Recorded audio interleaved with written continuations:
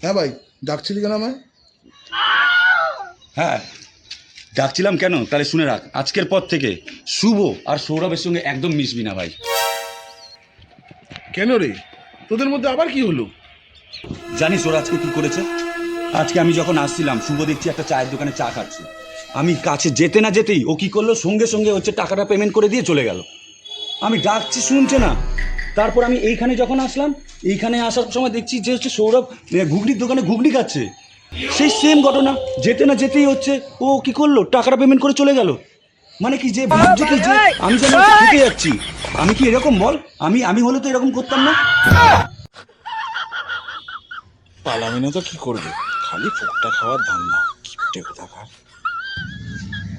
দেখ ভাই, তোর একটা কথা বলি, নিজেকে না সবার সাথে তুলনা করবি না, কারণ তুই এটা জানিস তোর থেকে সবাই অনেক ভালো, বুঝলি? मैं गाली नहीं दे सकता, गाली नहीं देना। फैमिली फैमिली देखती है, वरना मैं ऐसे ऐसे गाली दूं, ऐसे ऐसे गाली दूं ना, जिंदगी भर याद